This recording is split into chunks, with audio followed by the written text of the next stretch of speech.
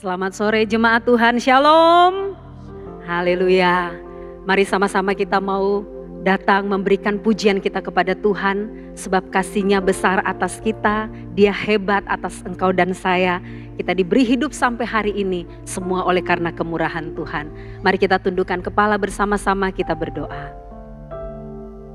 Bapa di dalam surga, kami mengucap syukur buat sore ini. Kau sungguh baik dalam hidup kami. Kami memberikan pujian kami di hadapan-Mu. Kami mau tinggikan Engkau, mempersembahkan apa yang bisa kami persembahkan di hadapan-Mu, yaitu seluruh kehidupan kami, hati kami, untuk kami selalu meninggikan nama-Mu. Berkati ibadah kami Tuhan, dari awal sampai akhir. Kami percaya kuasa Roh Kudus-Mu bekerja atas setiap kami. Di dalam nama Yesus kami berdoa. Haleluya. Amin.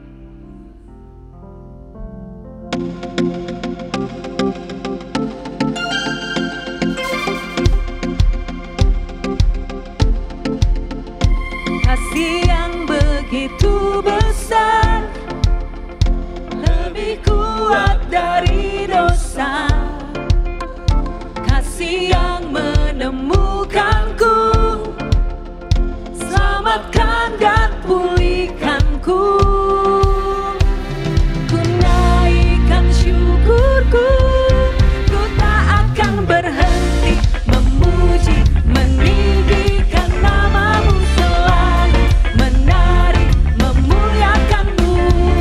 Dibebaskan, dibangkitkan, hidup yang Kau beri, dan kini hanya untuk-Mu. Terima kasih Tuhan untuk kasih.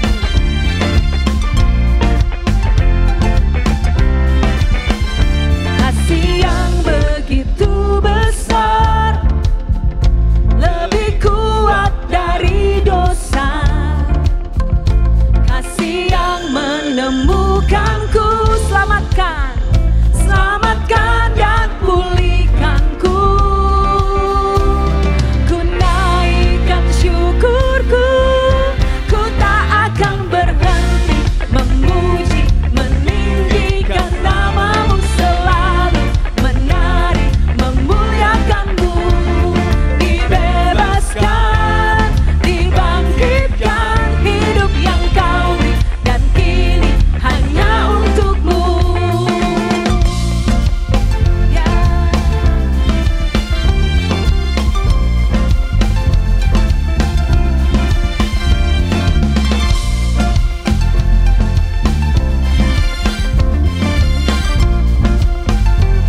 Katakan bersama. Naikkan syukurku, ku naikkan syukurku. Biar musik memuji Tuhan untuk kasih setia-Nya yang tidak pernah habis dalam hidup kita.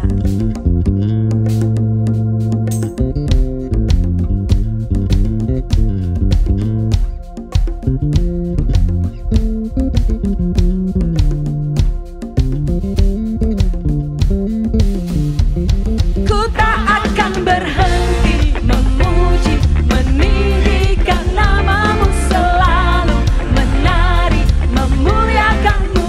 Dibebaskan,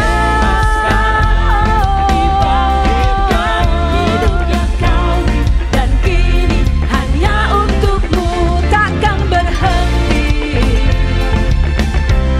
meninggikan nama-Mu.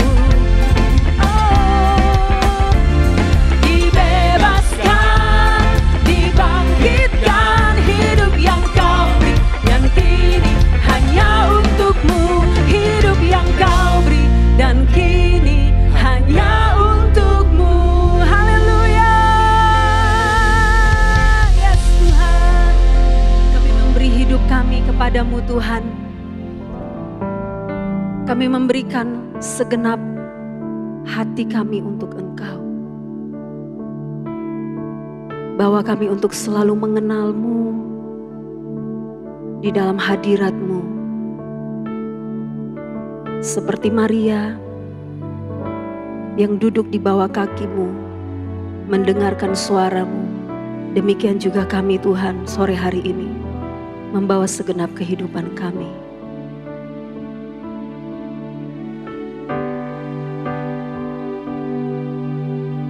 Ku ingin selalu dekat, mendengar suara-Mu Bapa, lebih dari segalanya. Ku ingin mengenal-Mu, rahasia hati-Mu, hanya itu rinduku.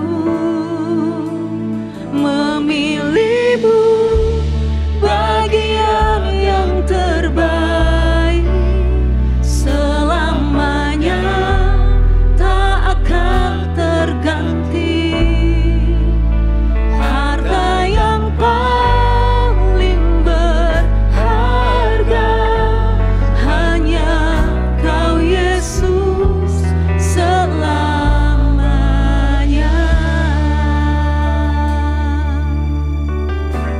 Bawa kami Tuhan. Ku ingin selalu dekat, mendengar suara-Mu Bapa, lebih dari segalanya. Ku ingin mengenal-Mu, rahasia hati-Mu, hanya itu rinduku. Memilih-Mu bagian yang terbaik, selamanya tak akan terganti. Harta yang paling berharga, hanya Kau Yesus selamanya. Mari rindukan lebih lagi. Ku ingin selalu dekat, mendengar suara-Mu Bapa, lebih dari segalanya. Ku ingin mengenal-Mu, rahasia hati-Mu, hanya itu rinduku. Memilih-Mu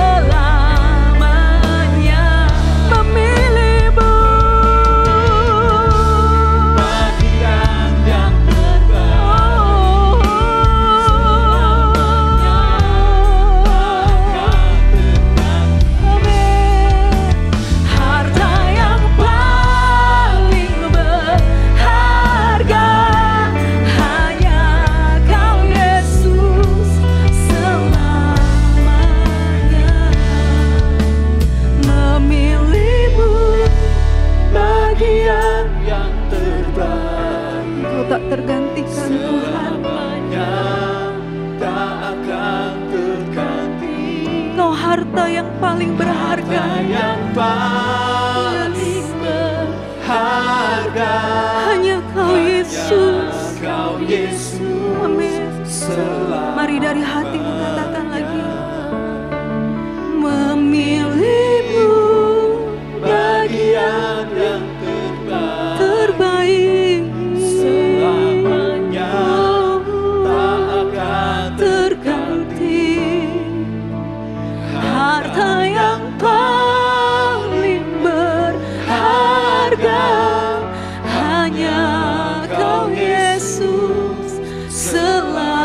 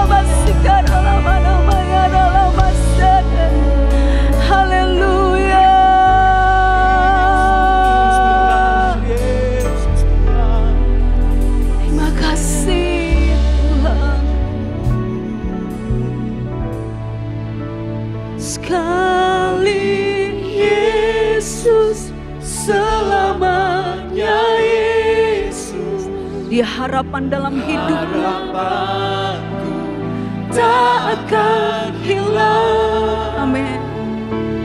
Karena kasih-Nya sekarang ku ada. Oh Yesus, ku cinta Kau sekali Yesus, sekali Yesus, selamanya Yesus. Harapanku takkan hilang, karena kasih-Nya sekarang ku ada. Oh Yesusku, ku cinta Kau. Serukan lebih lagi, sekali Yesus, selamanya Yesus. Engkau kami pegang Tuhan,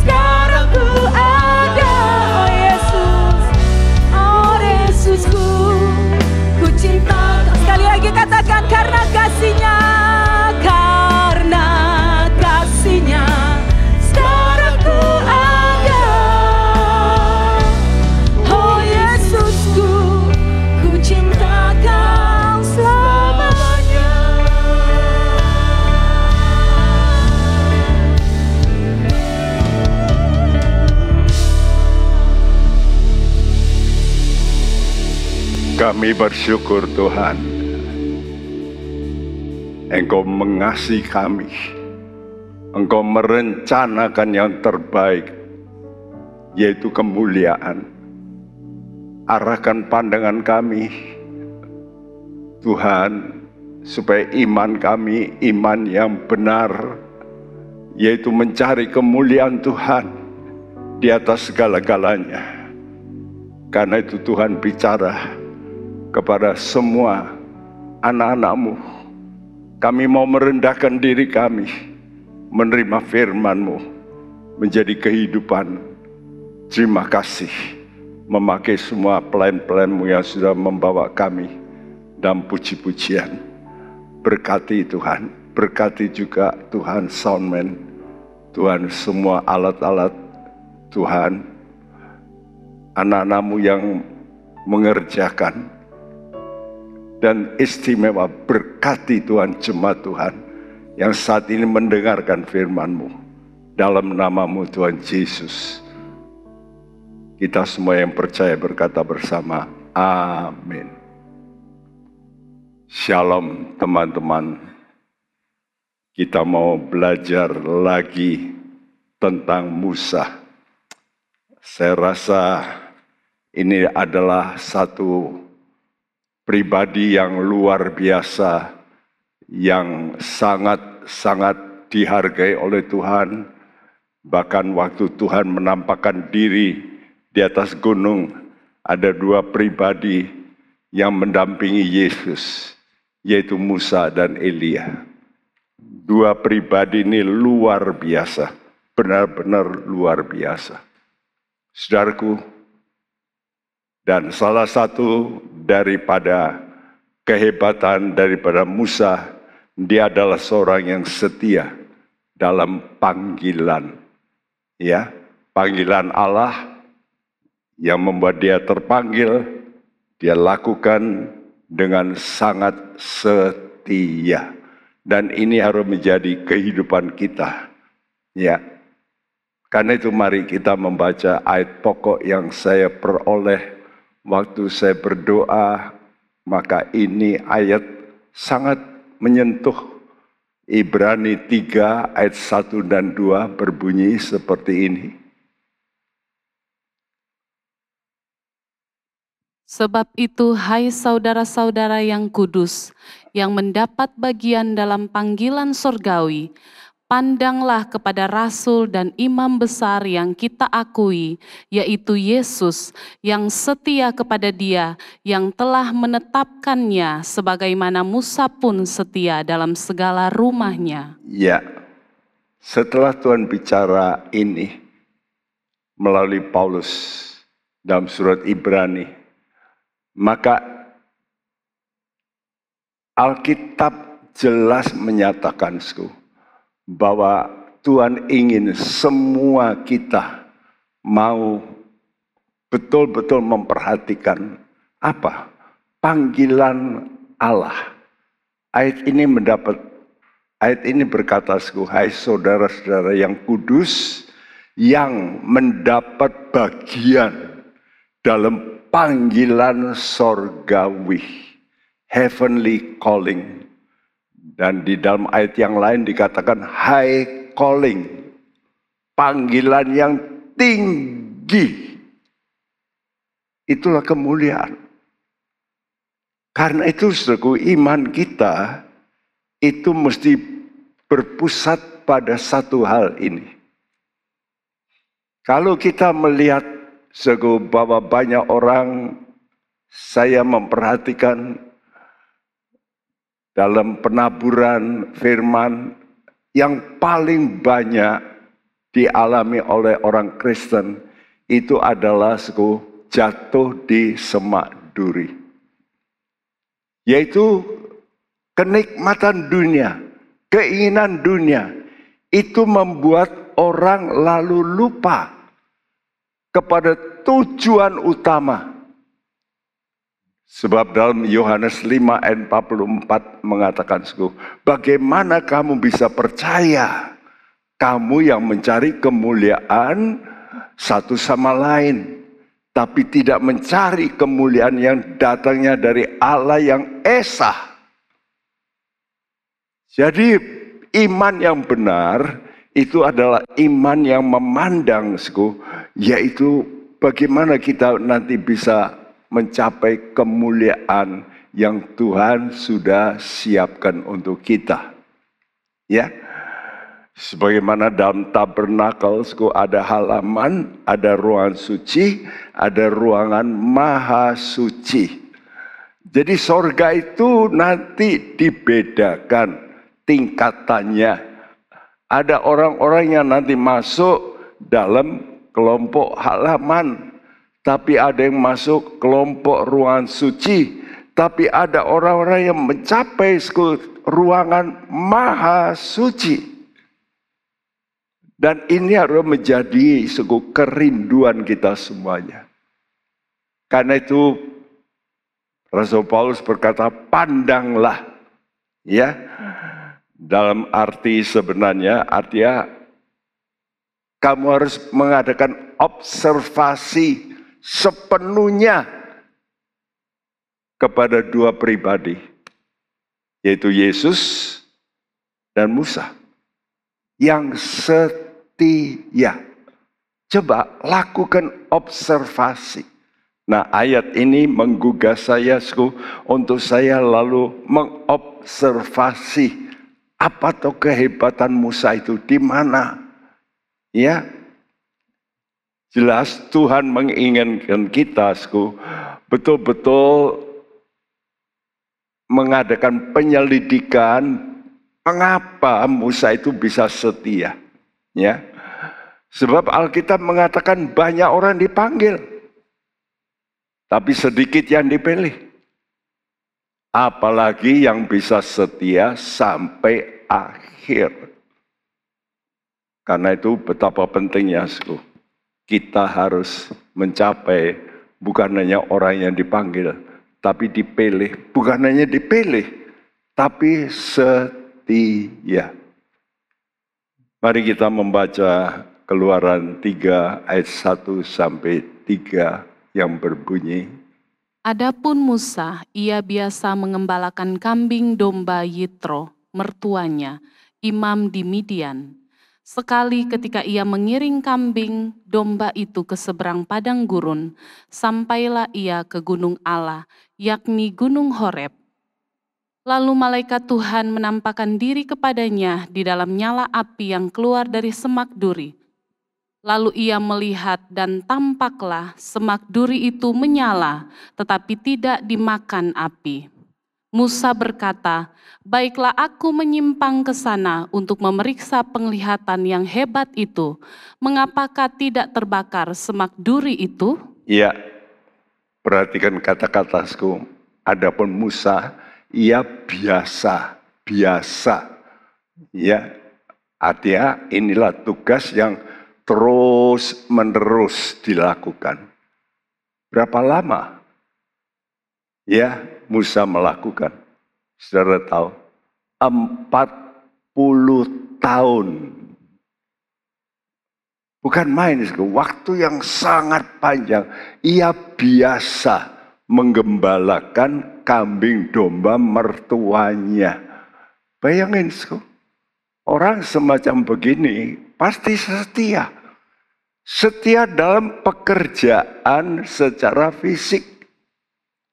Saya melihat ada orang-orang yang bekerja pada satu tempat, belum setahun pindah. Karena sudah diberi iming-iming untuk gaji naik di tempat lain, dia pindah. Ya, setelah dia pindah, ada lagi yang memberitahu, ini kamu aku kasih gaji lebih tinggi. Dia pindah lagi. Nah, kadang-kadang roh kesetiaan ini perlu kita lakukan. Kenapa? Karena Tuhan melihat kesetiaan orang itu sampai di mana. Dari kesetiaan ini, saudara membaca huruf putih itu, sampailah ia ke gunung Allah. Jadi orang yang setia, itu nanti Spirit Tuhan itu akan membimbing. orang itu sampai ke gunung Allah, gunung Horeb. Nah, disitulah mulai terjadi pertemuan pribadi dengan Tuhan. Yang di sini katakan malaikat Tuhan. Ini jelas kok, malaikat Tuhan kalau sudah membaca di Alkitab ada tulisan malaikat Tuhan dalam huruf besar ini, jelas ini adalah pribadi Yesus. Jadi Tuhan Yesus itu menampakkan diri kepada orang-orang yang setia. Dan Musa melihat ada semaduri yang menyala, tapi tidak hangus. Dia lalu coba memeriksa ke sana. Ya, mengapa kau tidak terbakar? Nah, sekarang kita melihat, Musa ini kedudukannya sebelumnya adalah seorang anak angkat dari putri Firaun. Jadi ini kerajaan dunia. Musa diangkat dalam kedudukan itu, pasti dia akan menjadi salah seorang dalam istana Mesir sebagai pangeran. Ada buku-buku di luar Alkitab, dia sering disuruh oleh Firaun untuk melakukan peperangan-peperangan dan berhasil. Jadi dia mempunyai kedudukan yang begitu baik. Tapi oleh karena sesuatu hal, ya, saudaraku, yaitu dia membunuh orang Mesir, maka hal itu ketahuan kepada Raja Firaun, dia melarikan diri. Dan waktu dia melarikan diri, dia pergi ke Midian. Di situ ada seorang imam, Jethro namanya, dan dia punya banyak domba-domba dan punya putri yang Musa nikahi, dan sejak itu Musa menjadi gembala. Dan kalau di dalam Alkitab dikatakan dalam Kejadian 46 ayat 34, maka gembala itu satu pekerjaan kekejian bagi orang Mesir. Keji, artinya itu pekerjaan yang rendah sekali. Nah, dari kedudukan yang tinggi, lalu mau menjadi gembala. Saudaraku, inilah proses namanya inkarnasi. Sama seperti Yesus. Yesus itu Allah yang maha tinggi, yang mulia. Dia lalu menjadi manusia, menjadi anak tukang kayu, bukan anak raja, anak tukang kayu.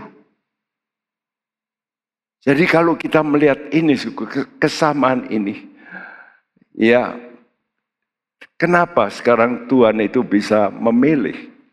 Karena ada karakter dari Musa yang luar biasa. Tadi dikatakan biasa menggembalakan kambing domba, biasa. Nah, kata biasa itu artinya dilakukan terus menerus. Bayangin 40 tahun.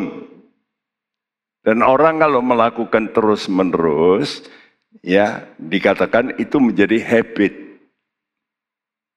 Ya. Jadi lalu mendarah daging.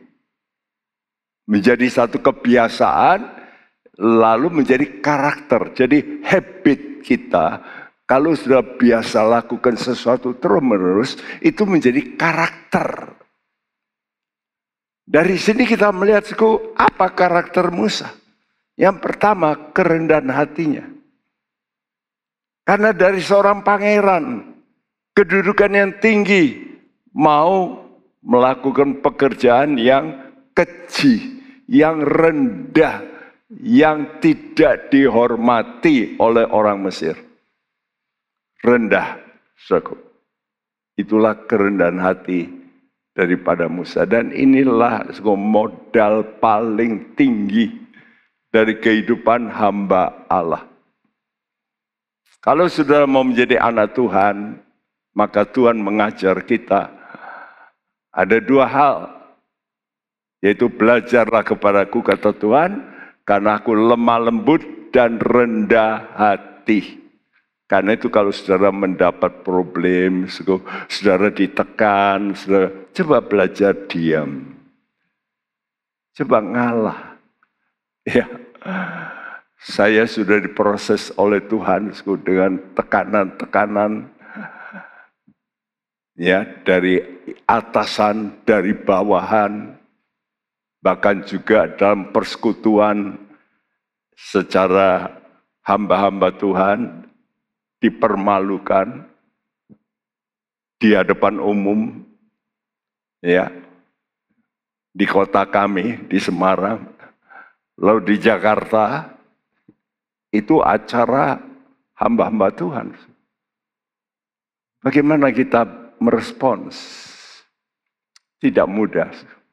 Sangat menyakitkan. Tapi diam sajalah. Tuhan pembela kita. Tuhan hakim. Yang kedua, kalau dilakukan terus-menerus, biasa, itu menunjukkan ketekunannya. Dalam tugas pekerjaan, tekun.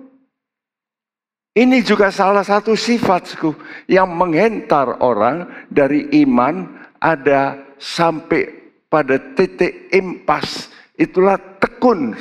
Nanti akan berakhir pada kasih. Nanti sudah baca itu dalam surat 2 Petrus 1 dikatakan, tambailah imanmu dengan kebajikan, kebajikan dengan pengetahuan dan seterusnya. Nanti pada ketekunan, lalu terus nanti akan kasih agape. Yang ketiga kita melihat kesetiaannya kepada orang yang kelihatan mertua.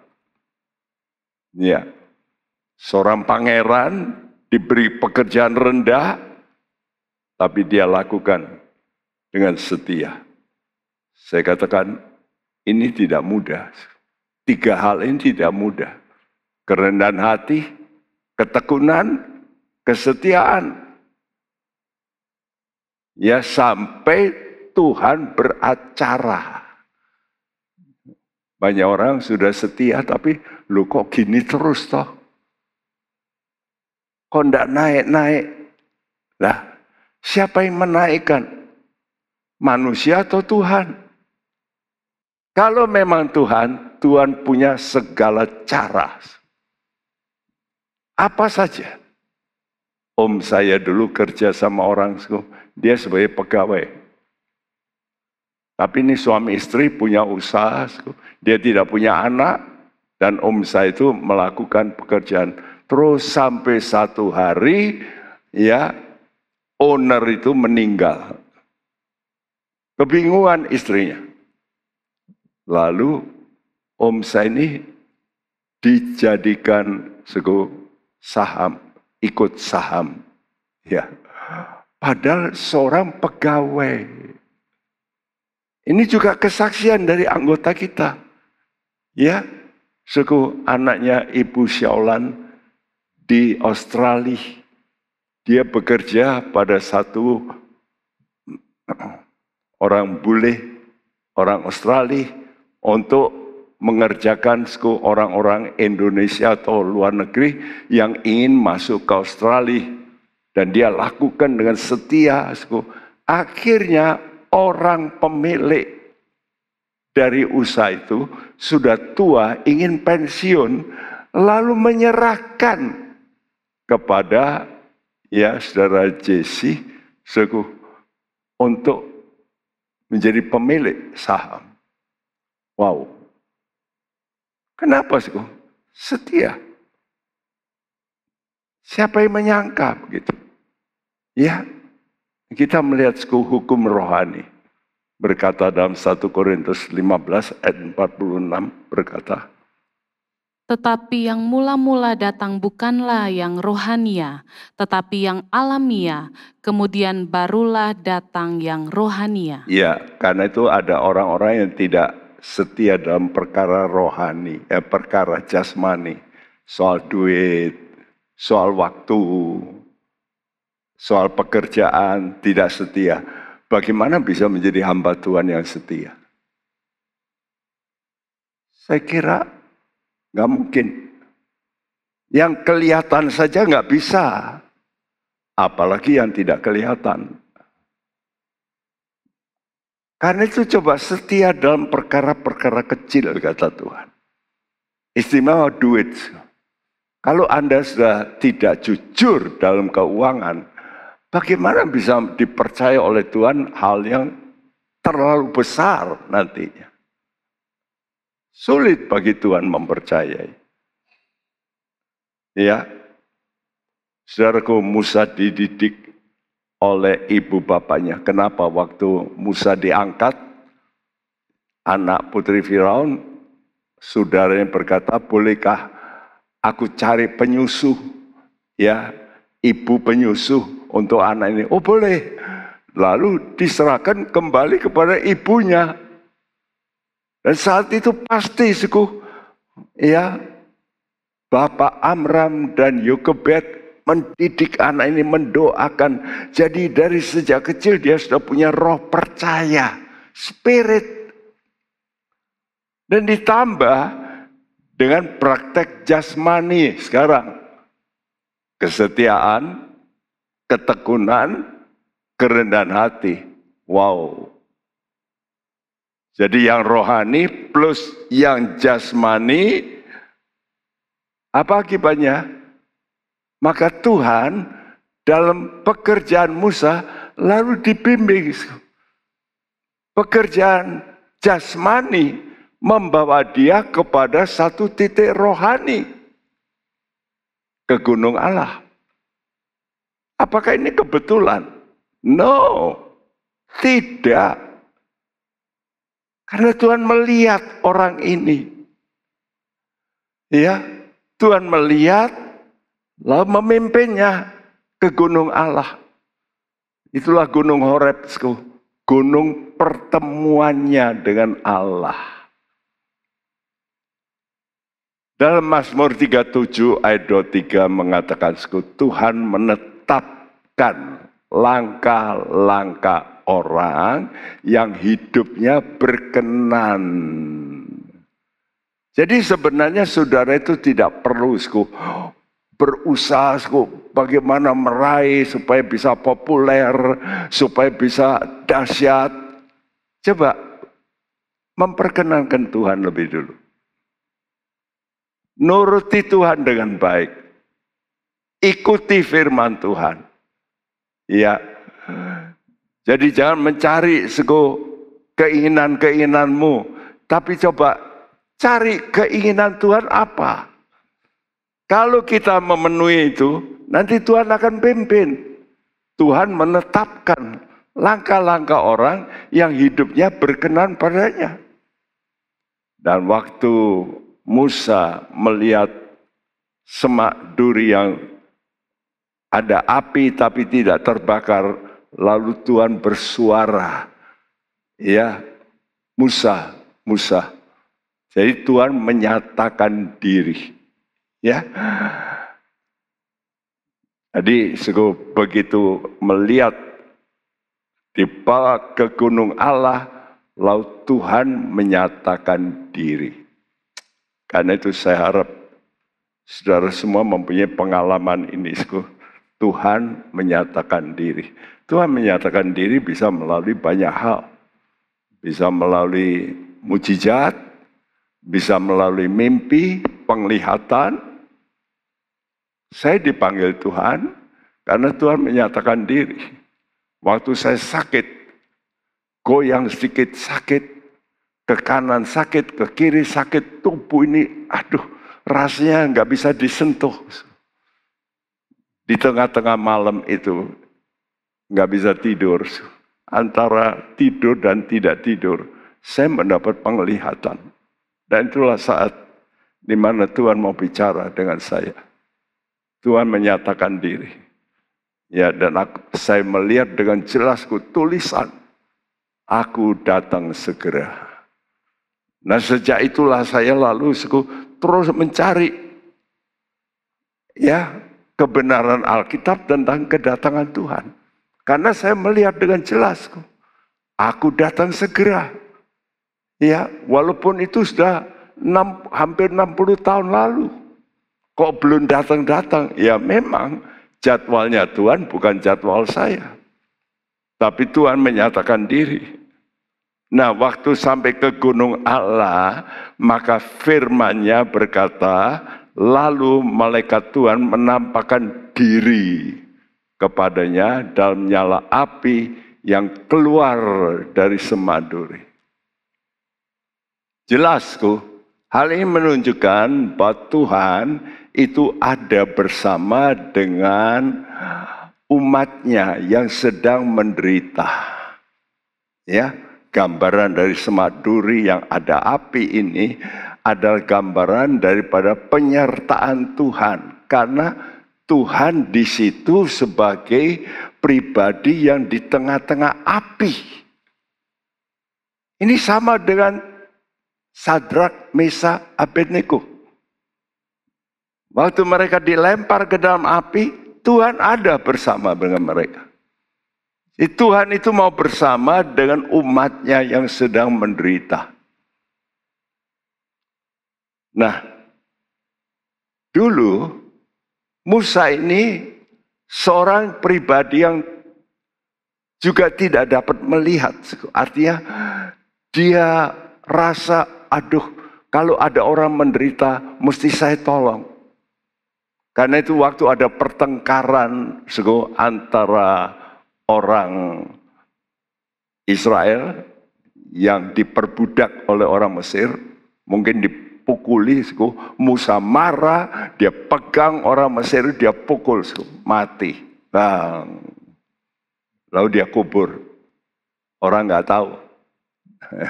Tapi ada orang Israel yang tahu. Satu hari 2 orang Israel bertengkar. Dan waktu itu Musa ingin melerai. Waktu mau melerai, orang itu berkata, kamu yang membunuh orang Mesir juga mau jadi hakim untuk aku. Wah, berita itu lalu tersiar sampai ke Firaun. Dia takut. Karena itu dia lari. Ya, jadi kenapa dia memukul orang Mesir? Karena hati Musa itu ingin menolong orang yang menderita walaupun caranya salah. Tapi hatinya itu ingin menolong. Itu yang dilihat oleh Tuhan. Walaupun caranya salah. Jadi tidak serta-merta Tuhan itu memilih orang. Dia melihat praktek hidup. Ingat ya. Dia itu melihat praktek hidup sebelumnya. Jadi kalau ada orang malas-malas, suka bohong, saya kira Tuhan tidak akan memanggil orang semacam begitu dalam praktek jasmani saja, nggak ada kriteria yang baik, ya. Demikian juga waktu dia lari ke Midian. Apa yang terjadi? Musa datang ke Midian, dia melihat, dia pergi ke sumur. Karena biasa orang-orang itu kalau pergi ke sumur pasti nanti ketemu dengan orang-orang. Dan di situ anak-anak dari Jethro, calon mertuanya, anak-anak perempuannya sedang menggembalakan kambing domba. Dan waktu mau mengambil air, itu ternyata ada gembala-gembala lain, ya, pria-pria yang mengusir 7 anak perempuan calon mertuanya itu. Nah, waktu itulah Musa lalu marah, ya. Dia lalu melakukan tindakan yaitu menimbahkan air untuk menolong wanita-wanita, 7 wanita dari calon mertuanya. Akibatnya karena itu dia diperbolehkan tinggal di rumah mertuanya, ya lalu menikah dengan Sipora. Jadi Musa bangkit menolong, memberi minum. Jadi ada satu hati sifat yang ingin menolong secara jasmani. Ini Tuhan melihat kehidupan orang-orang yang secara jasmani, ada sesuatu yang saya butuhkan ini untuk pekerjaan Tuhan. Ya, walaupun caranya mungkin salah, tapi hatinya itu loh. Tuhan tahu hatinya, inti hatinya itu ingin menolong. Ya, saudaraku, jelas Musa itu memiliki jiwa ingin menolong orang yang menderita karena ketidakadilan. Nah, oleh karena ada hati yang semacam inilah, dia lalu Tuhan itu berkata, ini aku cari orang ini. Aku pimpin orang ini supaya dia bisa aku pakai. Sama seperti Paulus. Hatinya apa? Dia tidak ingin orang itu dipengaruhi oleh pelajaran yang salah. Waktu itu dia menganggap pelajaran Kristen itu yang salah. Karena itu dia membunuh orang Kristen. Tapi intinya bukan itu, hatinya itu dia tidak senang kalau ada orang itu mempengaruhi ya hal yang salah. Itu kuncinya. Dan oleh karena Tuhan melihat itu, Tuhan bisa ubah. Justru sekarang dia diberi kebenaran supaya tahu yang salah itu yang dulu yang dia pegang yang salah. Sama seperti Musa ini. Oleh karena dia suka menolong orang yang menderita, maka dia dibawa ke gunung Allah untuk melihat hal yang lebih besar. Yaitu semaduri yang menyala, yang mengherankan dia. Ya, nah, Allah menyatakan diri. Ya, kedua, dia menyatakan diri Allah itu bahwa dia itu mengenal Musa dengan baik. Bagaimana orang bisa mengenal? Di tengah jalan, saudara nanti bisa kenal dengan baik. Kalau saudara memanggil nama orang itu. Ya, sehingga Tuhan berkata, Musa, Musa, bukan sekali. Musa, Musa. Artinya dikenal baik. 1 Korintus 8 ayat 3 mengatakan, orang yang mengasihi Allah, dia dikenal oleh Allah. Jadi Allah itu maha tahu orang ini nantinya akan bagaimana. Kenapa dia memilih Musa? Karena Allah tahu Musa ini orang yang nantinya akan mencintai Tuhan. Ya. Oleh karena itu mari kita baca Keluaran 3 ayat 4 dan 5 yang berbunyi, ketika dilihat Tuhan bahwa Musa menyimpang untuk memeriksanya, berserulah Allah dari tengah-tengah semak duri itu kepadanya, Musa, Musa. Dan ia menjawab, ya Allah. Lalu ia berfirman, janganlah datang dekat-dekat, tanggalkanlah kasutmu dari kakimu, sebab tempat di mana engkau berdiri itu adalah tanah yang kudus. Iya, jelas ayat ini berkata, berserulah Allah dari tengah semak duri. Berarti Allah itu ada bersama dengan semak duri yang digambarkan sebagai orang Israel yang sedang mengalami semak duri penderitaan. Ya, dan Musa dipanggil. Dan waktu dipanggil, Tuhan berkata, jangan dekat-dekat, tanggalkan kasutmu dari kakimu, sebab tempat engkau berdiri adalah tanah yang kudus. Saudaraku, saya tuliskan ini, semak duri tidak terbakar sebab ada Allah di tengah-tengahnya.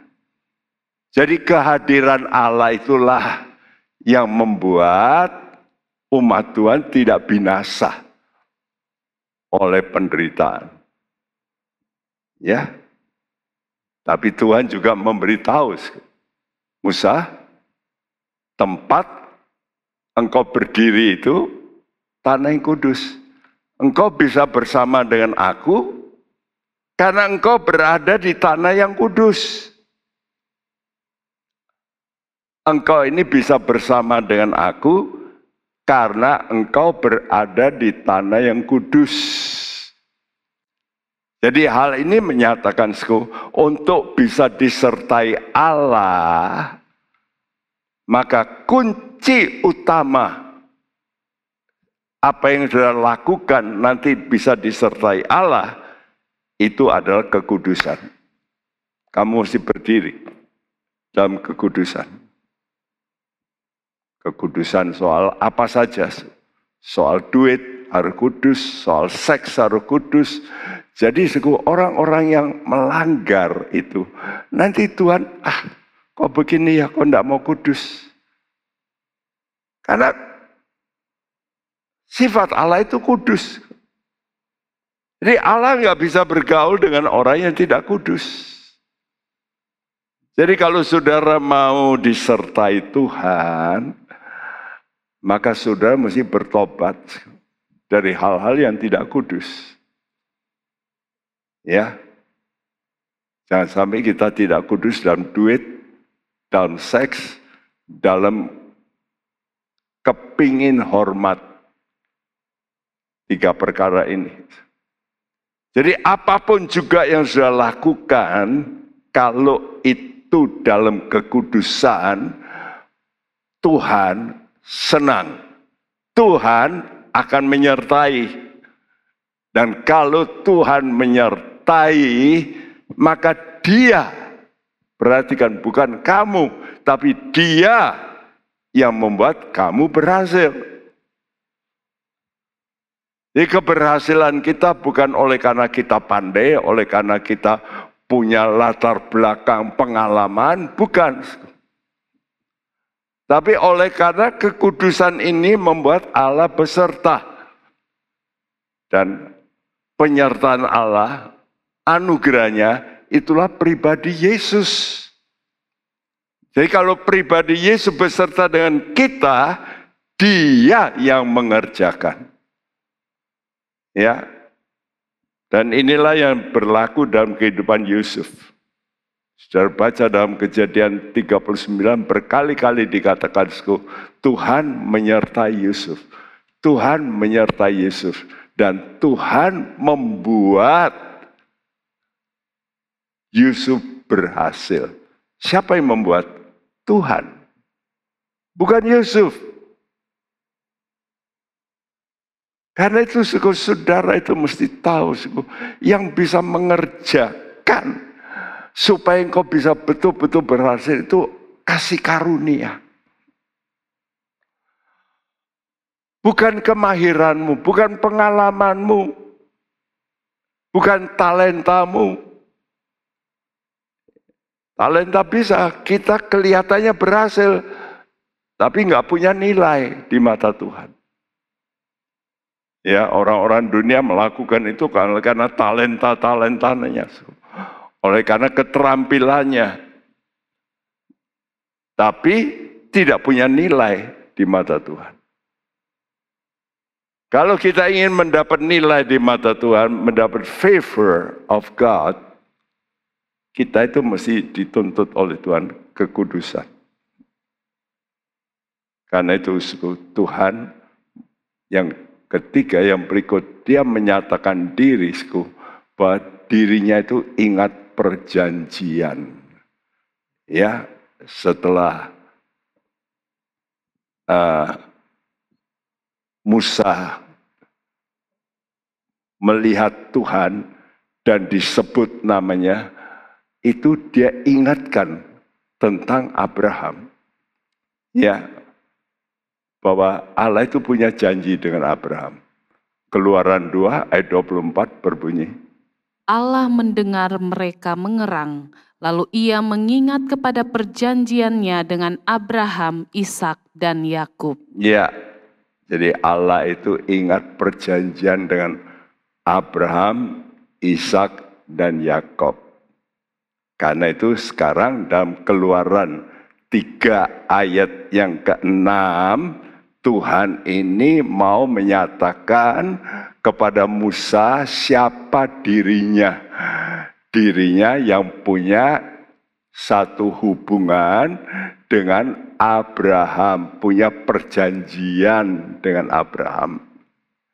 Mari dibacakan Keluaran 3 ayat 6. Lagi ia berfirman, Akulah Allah ayahmu, Allah Abraham, Allah Ishak, dan Allah Yakub.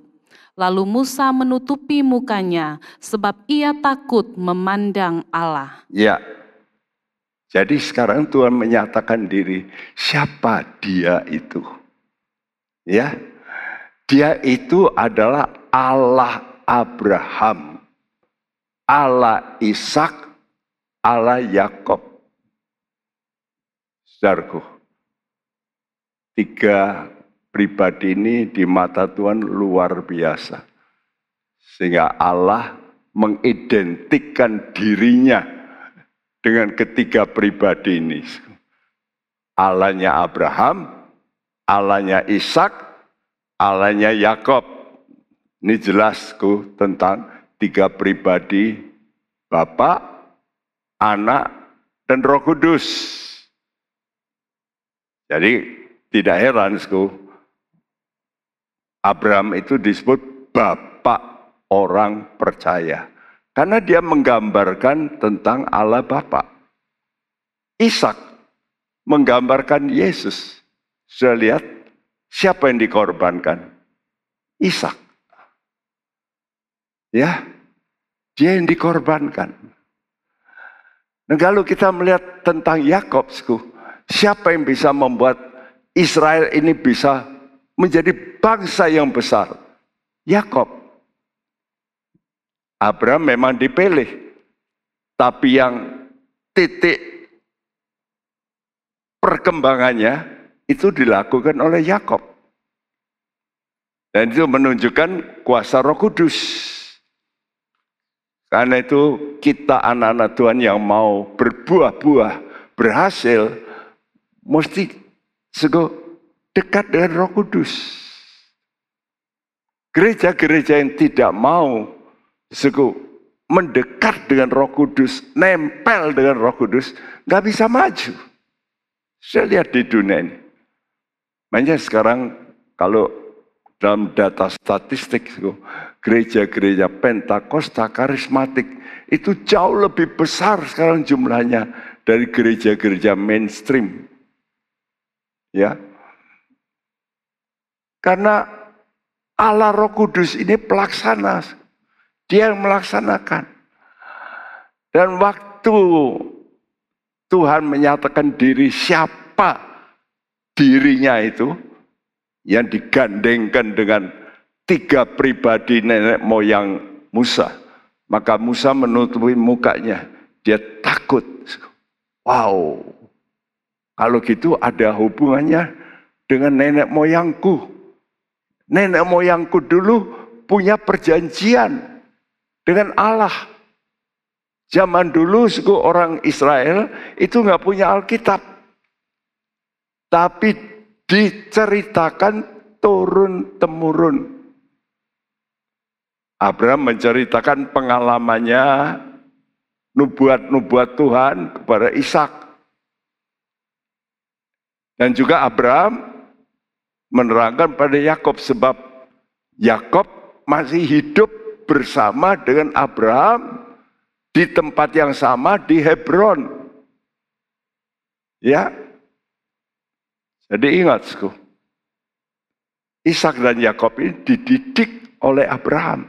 Jadi Abraham yang mendapat apa-apa dari Tuhan, itu Abraham ceritakan tentu.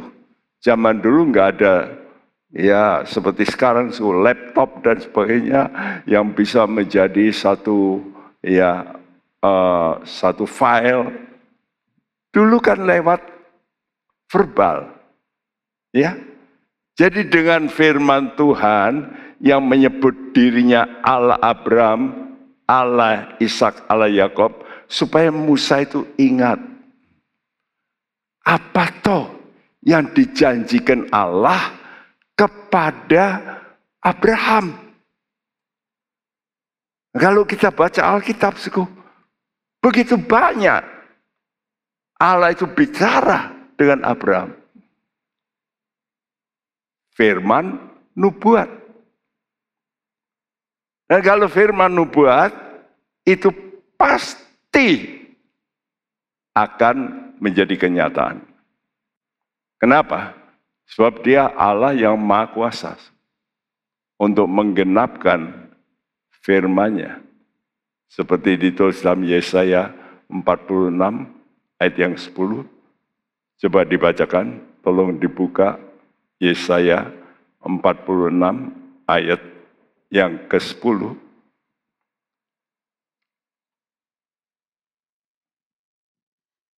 Yang memberitahukan dari mulanya hal yang kemudian dan dari zaman purbakala apa yang belum terlaksana, yang berkata, keputusanku akan sampai dan segala kehendakku akan kulaksanakan. Iya, semua keputusanku yang aku katakan lebih dulu, itu pasti akan sampai.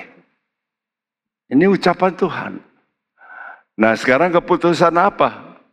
Dengan Abraham. Coba kita membaca dalam Kejadian 15. Ayat 13 sampai 15. Firman Tuhan kepada Abraham, ketahuilah dengan sesungguhnya bahwa keturunanmu akan menjadi orang asing dalam suatu negeri yang bukan kepunyaan mereka, dan bahwa mereka akan diperbudak dan dianiaya 400 tahun lamanya. Tetapi bangsa yang akan memperbudak mereka akan kubunuh, dan sesudah itu mereka akan keluar dengan membawa harta benda yang banyak. Tetapi engkau akan pergi kepada nenek moyangmu dengan sejahtera. Engkau akan dikuburkan pada waktu telah putih rambutmu. Ya, ini perkataan Tuhan pada Bapak Abraham. Ya, ketahuilah sesungguhnya keturunanmu, bukan dia, tapi keturunanmu menjadi orang asing dalam satu negeri. Waktu Abraham ngomong ini, dia masih di Kanaan. Sekarang menjadi orang asing di satu negeri, di mana itu? Ya di Mesir. Nanti jadi keturunan dari Abraham itu nanti akan ke Mesir. Akan diperbudak dan dianiaya. Ya, tetapi bangsa yang akan memperbudak mereka akan kuhukum. Dan sesudah itu mereka akan keluar. Eksodus. Keluaran. Ya. Nah ini Kejadian 15 ayat 13 sampai 15. Tadi kita membaca tentang bagaimana Musa itu diingatkan Tuhan tentang Abraham. Supaya ingat janji Abraham. Ya, saudara. Nah, sekarang bagian terakhir ini, bagaimana Tuhan berkata sekarang Musa, aku sudah janji sama Abraham. Ya, nah karena itu, apa yang aku ucapkan, itu aku akan genapi. Dan engkau, itu adalah orang yang akan melakukan, yaitu Eksodus itu. Nah, ini telah dinubuatkan oleh Abraham. Tadi dikatakan karena itu saya tuliskan di atas Keluaran 3 ayat 4. Berserulah Allah dari tengah semadur itu, Musa, Musa. Lalu dia jawab, ya Allah. Allah artinya yang punya kuasa. Ya. Nah, dalam Yohanes 14 ayat 21 dikatakan oleh Tuhanku, siapa yang memegang perintahku, dia mengasihi aku. Dan kalau orang itu mengasihi aku pun akan mengasihi dia dan menyatakan. Karena itu kalau saudara ingin mendapat pernyataan-pernyataan firman dari Tuhan, itu saudara mesti taat, mengasihi Tuhan. Jangan berbuat dosa. Kudus. Ya, mari kita sekarang expose Kejadian 15 ayat 16 ini. Bacakan. Tetapi keturunan yang keempat akan kembali ke sini, sebab sebelum itu kedurjanaan orang Amori itu belum genap. Ya, ini pernyataan Tuhan pada Bapak Abraham. Keturunanmu akan dianiaya 400 tahun, ya. Tetapi keturunan yang keempat akan kembali ke sini. Kalau sudah hitung 400 tahun, orang Mesir tidak dianiaya 400 tahun di Mesir. Ingat, aniaya itu dimulai oleh artinya keturunan Abraham itu siapa? Ishak. Ishak itu dianiaya oleh Ismail. Nah, dari situ hitungannya 400 tahun itu. Jadi jangan saya pikir lamanya orang Israel di Mesir dianiaya 400 tahun di Mesir. No, tidak. Ya. Tapi keturunanmu dianiaya 400 tahun itu dimulai dari Ishak yang dianiaya oleh Ismail. Ya. Nah, nanti keturunanmu yang keempat akan kembali ke sini. Nah, sekarang kita tanya, apa keturunan keempat? Dari Israel loh ya. Karena ini bicara keturunan, bicara tentang bangsa. Yaitu dari Yakob. Siapa keturunan keempat dari Yakob? Yakob mempunyai anak. Ya, anaknya 12. Tapi salah satu Lewi. Lewi punya anak namanya Kehat. Kehat punya anak namanya Amran. Amran punya anak namanya Musa. Jadi keturunan keempat itu Musa. Nah, keturunan keempat ini yang membawa nanti orang Israel keluar, tadi dikatakan Exodus.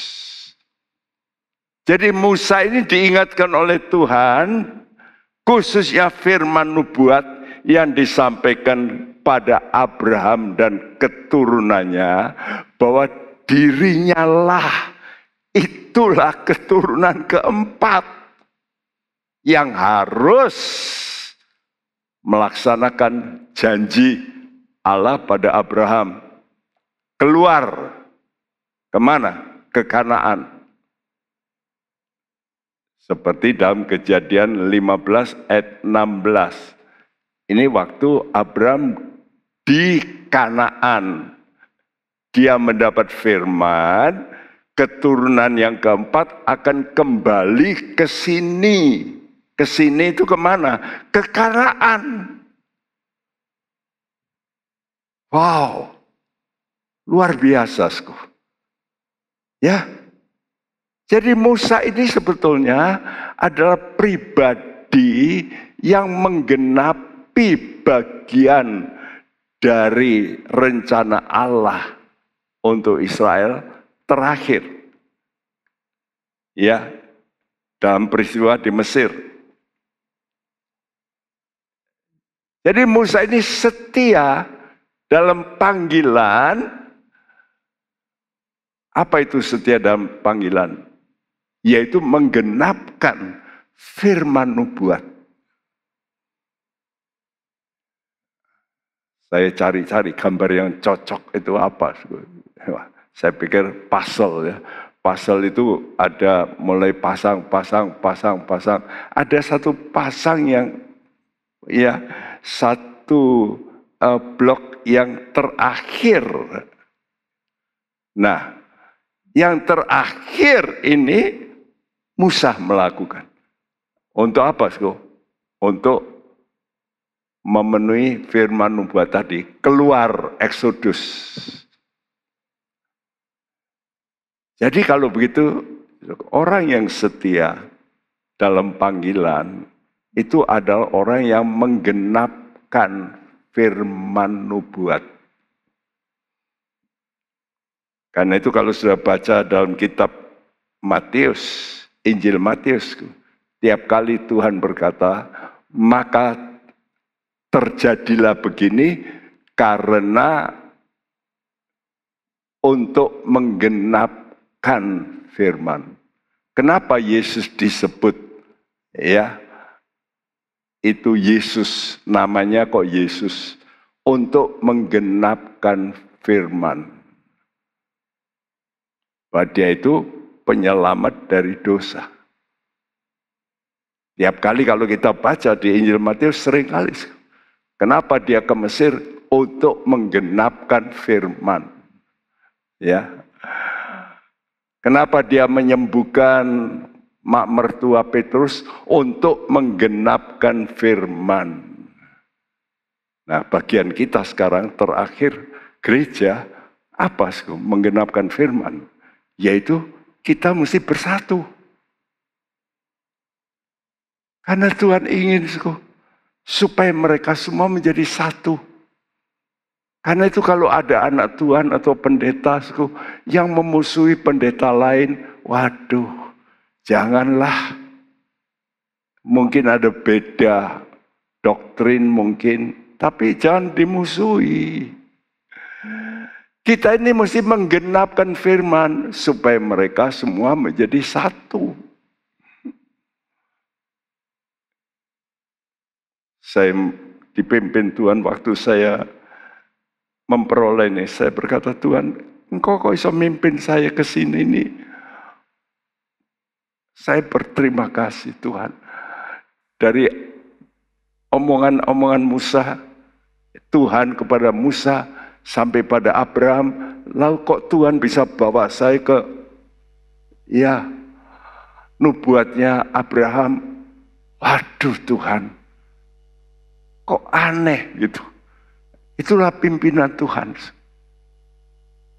Mari kita mau belajar untuk bergantung sama Roh Kudus, supaya Roh Kudus memimpin hidup kita. Ya, karena itu kita mau setia sampai akhir. Kita nyanyikan pujian ini. Ku bersyukur kau memilihku menjadi hamba-Mu untuk melayani-Mu.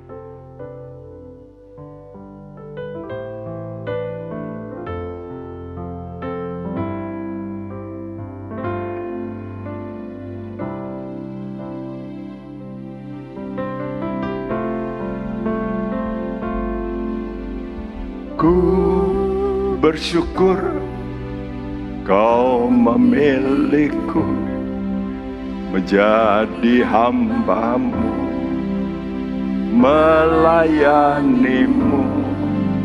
Segenap hidupku ku serahkan untuk kemuliaan-Mu. Ku bersyukur. Ku bersyukur kau memilihku menjadi hamba-Mu, melayani-Mu. Segenap hidupku ku serahkan untuk kemuliaan-Mu. Ku mau setia sampai akhir, melayani seumur hidupku, sampai ku dapatkan mahkota kehidupan di dalam kerajaan kerajaanmu. Ku mau setia sampai akhir, melayani seumur hidupku, sampai ku dapatkan mahkota kehidupan di dalam kerajaanmu. Saudaraku, mari kita mau belajar, kita mau bersyukur. Istimewa, kita mau belajar setia sampai akhir, melayani sampai akhir dalam kekudusan. Mari kita mau bertobat, apa yang sudah lalu, yang kita lakukan salah, kita perbaiki. Kita mau bertobat, kita mau berkata, Tuhan, jangan Engkau tinggalkan kami. Kalau aku tidak dalam kekudusan, Tuhan tidak menyertai aku, dan Engkau tidak mengerjakan rencanamu dalam diriku. Tuhan, kuduskan kami semua dengan firman-Mu, supaya kami semua disertai Engkau, dan kami bisa bersyukur. Mari kita mau berdiri, kita nyanyikan pujian ini dengan sungguh-sungguh. Ku bersyukur.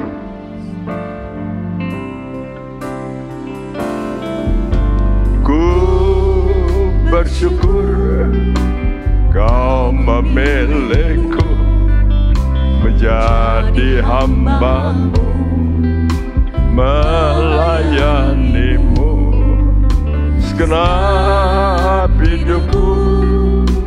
Ku serahkan untuk kemuliaan-Mu. Ku bersyukur, ku bersyukur Kau memilihku menjadi hamba-Mu, melayani-Mu segenap hidupku. Ku serahkan untuk kemuliaan-Mu. Ku mau setia sampai akhir, melayani seumur hidupku, sampai ku dapatkan mahkota kehidupan di dalam kerajaan-Mu. Ku mau setia sampai akhir. Yes Tuhan, biar anak-anak-Mu mendeklarasikan diri mereka setia. Mahkota kehidupan di dalam kerajaan-Mu. Ku mau setia sampai akhir, amin, melayani seumur hidupku, sampai ku dapatkan mahkota kehidupan di dalam kerajaan-Mu. Sekali lagi, ku mau setia sampai akhir, melayani seumur hidupku, sampai ku dapatkan mahkota kehidupan di dalam kerajaan-Mu. Sampai ku dapatkan, sampai ku dapatkan, ya Tuhan, mahkota kehidupan di dalam kerajaan. Sampai ku dapatkan, sampai ku dapatkan mahkota kehidupan di dalam kerajaan-Mu.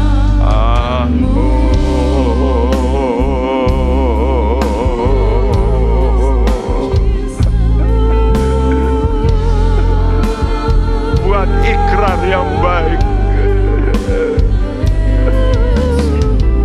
buat ikrar yang baik.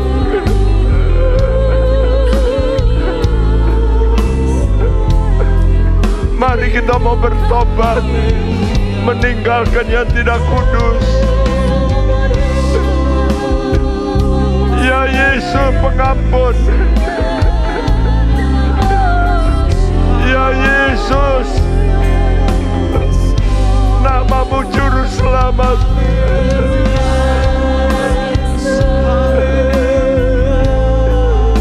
Selamatkan kami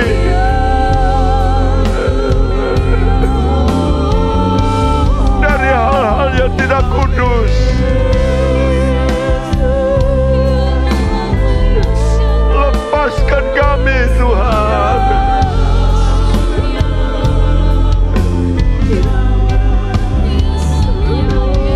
Kami mau kembali padamu. Biar kasih karunia-Mu yang bekerja dalam kami. Korea sana koneke mituku sekitara batu.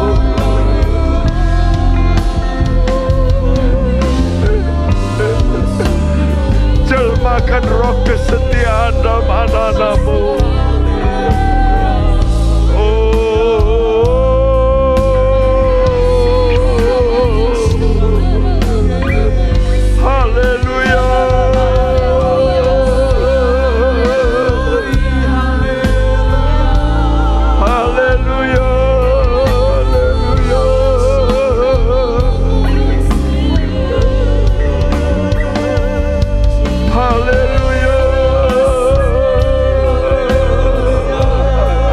Angkat suara-Mu, angkat hati-Mu.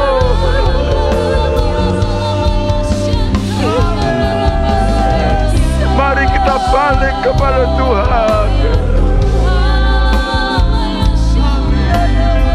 Oh Jesus, Engkau baik Tuhan. Engkau Bapa yang baik. Engkau mau memeluk kami kembali. Haleluya.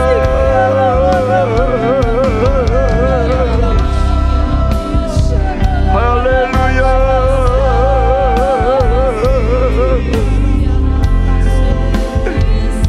Nyatakan bahwa kita mau setia sampai akhir. Ku mau setia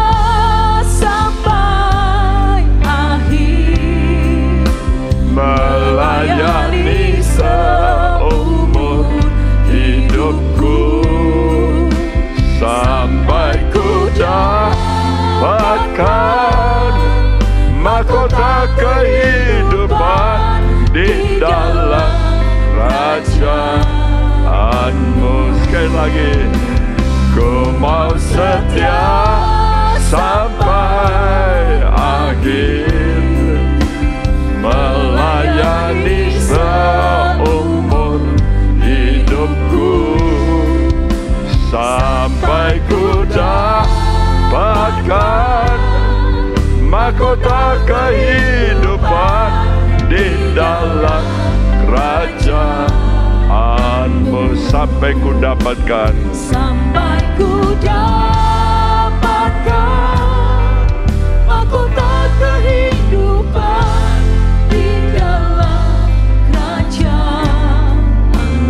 Sampai ku dapatkan, sampai ku dapatkan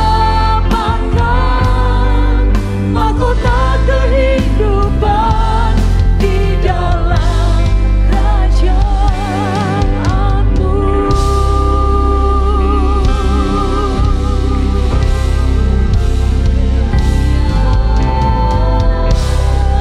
terima kasih Tuhan. Inilah kerinduan kami, supaya satu kali mahkota kehidupan disematkan di kepala kami masing-masing. Kami akan bergelori dalam kerajaan-Mu selama-lamanya. Karena itu Tuhan, buatlah roh setia ini Tuhan benar-benar merasuk dalam hati anak-anak-Mu yang mendengarkan firman-Mu, supaya kami didapati oleh Tuhan setia sampai akhir. Terima kasih. Dan kiranya Tuhan akan balikan semua anak-anak-Mu yang Tuhan pada jalan yang salah, supaya kami kembali pada jalan-Mu yang benar, yang kudus. Dan supaya kami satu kali boleh dirangkul oleh Engkau, didekap oleh Tuhan. Kami merindukan itu Tuhan. Terima kasih, terima kasih, terima kasih. Dan Tuhan, berikan kami sekalian hikmat-Mu, pengertian yang lebih jauh dari firman-Mu. Dan kiranya damai sejahtera-Mu menguasai kami sepenuhnya. Sebelum kami berpisah Tuhan, biar anak-anak-Mu menadakan tangan, dan Saudaraku, terimalah berkat anugerah sejahtera, rahmat daripada Allah Bapa kita, daripada putranya Tuhan Yesus Kristus, dan persekutuan Roh Kudus. Tuhan memberkati engkau dan menyertai engkau sampai Maranatha, Dia datang kembali. Dan setiap kita yang percaya berkata bersama, amin. Tuhan memberkati. Amin. Isilah hidup kita dengan menyenangkan hati Tuhan. Sungguh anugerah Tuhan kalau kita masih boleh hidup. Menjadi bijaksana adalah awal dari takut akan Tuhan. Gunakan waktu. Mari kita takut akan Tuhan. Bergabunglah dengan Pendeta Timotius Subekti dalam program Suara Alfa Omega. Hanya di Live Channel. Penyaluran kolekte maupun persembahan lainnya dapat dilakukan melalui transfer ke nomor rekening gereja dengan nomor 009 707 2071 atas nama Megawati dan Lee Irwande, atau dengan scan QR Code berikut ini. Bagi jemaat Tuhan yang rindu mendapatkan informasi seputar kegiatan gereja, renungan harian, dan lain-lain melalui WhatsApp gereja, Anda dapat mendaftar dengan cara ketik BC spasi on dan mengirimkan ke WA gereja dengan nomor 0815 7802 2000.